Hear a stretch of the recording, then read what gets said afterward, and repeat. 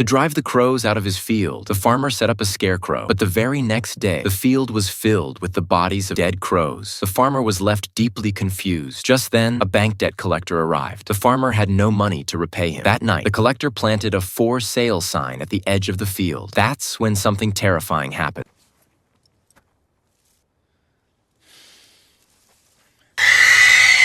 The collector ran toward the road and was struck and killed by a speeding car. The next day, the police came to the farmer's house. When the farmer heard the news, he was shocked. After the police left, the farmer found the collector's watch and cash in the field. He immediately ran away. When he returned home, he discovered his wife being intimate with another man. The next day, the farmer found a ring in the field. He put the ring on his finger. Soon after, his wife received news that the man had died. When she saw the ring on her husband's hand, You heard us last night, didn't you? You heard us. I didn't hear anything. What are you talking about? Maybe you should go. I think you should What? leave. You said that he was here. Maybe he just dropped it out in the... No! Calm down. It's gonna be all right. Come on. No. I can fix it, really. Fix it! Tommy is dead. How can you fix that? It's not about Tommy. It's not what I mean. It's not what I mean. the farmer became convinced that the scarecrow was responsible. In a panic, he chopped it down and burned it. At that moment, the police returned to the house. It turned out his wife had called them. The farmer insisted that everything was caused by the scarecrow, but there was no way the police could believe that. He took the officer to the barn to explain what had happened, but accidentally knocked the officer unconscious. His wife saw everything. She rushed home, trying to take the children and leave, but their son chose to trust his father and ran into the barn. The farmer arrived just then, but the scarecrow sent him flying with a single blow. Suddenly, a beam of light shone through. The farmer's son was sitting on a lawnmower. Summoning all his strength, the farmer slammed the scarecrow to the ground.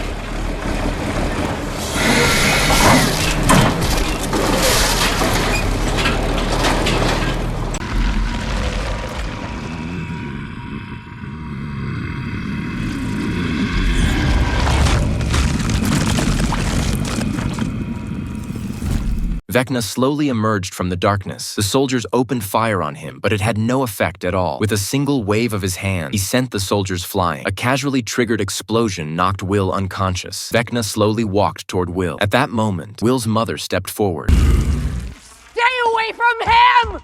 You stay away!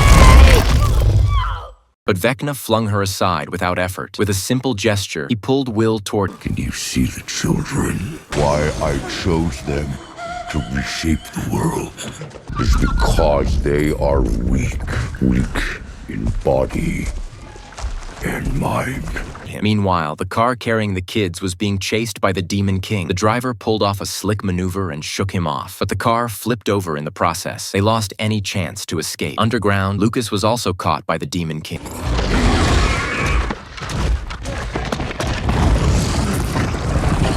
Vecna slammed Will to the ground. He then left the town, believing the Demon King would take care of the children. At that moment, Will fell into a flood of memories. Do you want to be friends?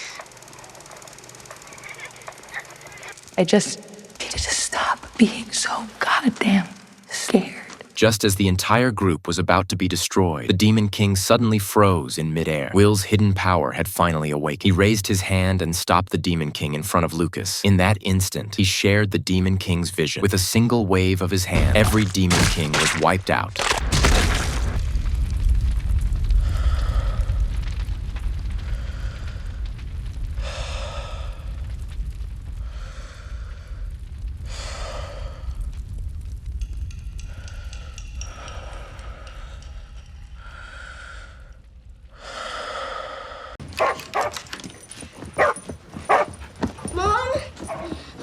Jonathan? Mom?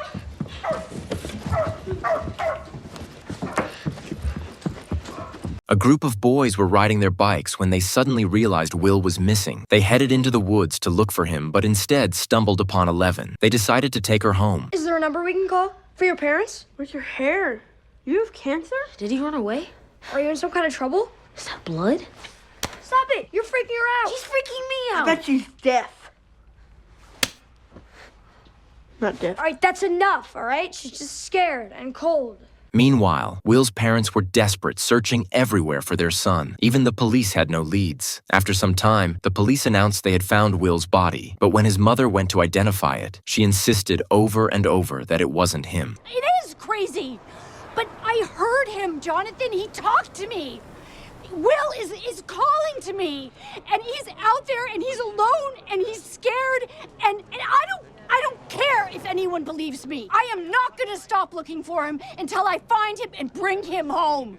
I am going to bring him home! Everyone thought she had gone crazy. Will's friends were also worried and wanted to find him themselves. They even considered telling the adults that they had taken Eleven in, but Eleven used her powers to stop them and told them the truth. Will was still alive. His mother kept receiving phone calls with only Will's faint breathing on the other end. She went to Will's room, believing he was trying to tell her he was still alive. She spent every penny she had on lights and used letters on the wall to communicate with him. Will was really there, but she still couldn't find him. Meanwhile, the sheriff noticed something wasn't right. He went to the morgue to examine Will's body himself and discovered it was stuffed with cotton. That's when he realized the lab was hiding something far more sinister.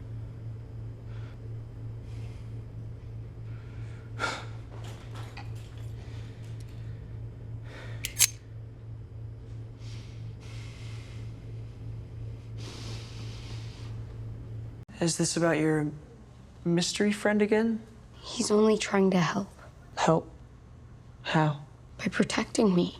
He says that there are monsters in Hawkins. They like to eat kids like me. It turns out the girl had been talking to thin air more than once. When the teacher noticed, she told the parents again, but they just thought their daughter was talking to herself like any kid would. The girl was heartbroken because no one believed her. That night, as she got ready for bed, she noticed her nightlight flickering. When she checked, she realized every light in her room was flashing. Suddenly, a man-eating flower monster jumped out of the wall. The creature kept attacking her, and the girl burst into tears as she ran for her life.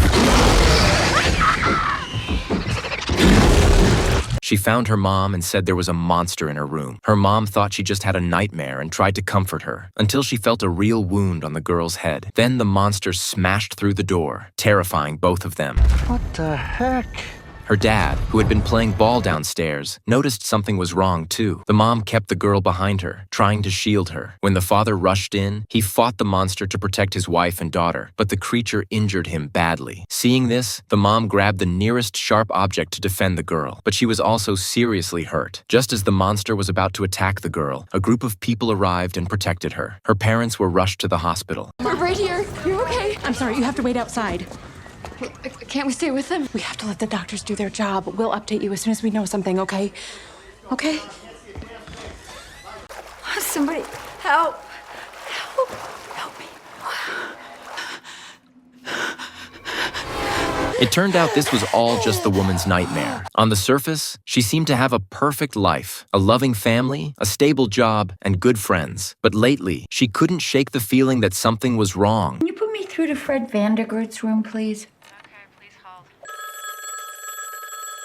One day, while organizing her things, she found a parking ticket her husband had left behind. When she opened it, she noticed the location, a place she had never known her husband had been to, and the date on the ticket